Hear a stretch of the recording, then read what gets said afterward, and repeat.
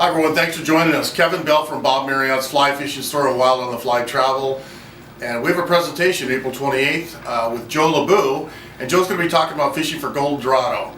Wild on the Fly Adventure Travel has a couple different destinations for golden Dorado: Argentina and Bolivia. In fact, I have a trip to Bolivia in October of 2019.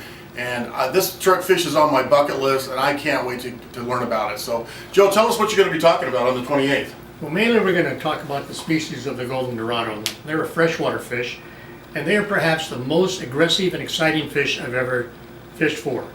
They're very ferocious. They will attack a fly 3 or 4 times. They want to eat it. They will cut through 40-pound wire very easily. They can become airborne. They want to run and they want to get back into cover, so you're always on them. You very seldom, if ever, will get them on a reel because they're too active. And you can either fish them subsurface or you can fish them with poppers late in the evening or first thing in the morning.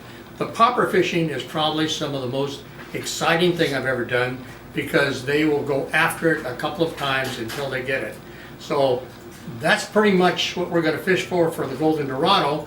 The other species you have there are vampire fish, you have sobolo, and you also have wolffish. So you want to take a look at those species at the same time, but the golden Dorado is something that everybody should fish for one time or another in their lifetime. I agree. So all the species you mentioned, what kind of equipment, just briefly, should people be planning on bringing? Well, a 7 through 9 weight rod, depending upon conditions. I use a 7 weight for subsurface, and I use an 8 weight for popper. You're going to be doing a lot of casting, so you have to have comfortable rods.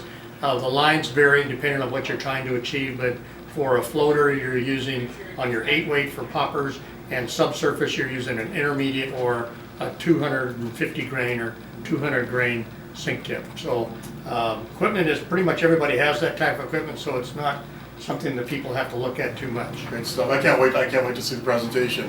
April 28th here at the shop, 1 o'clock. Hope you can join us and RSVP for that spot, and come listen to Joe and go talking about golden Dorado. Get it on your bucket list.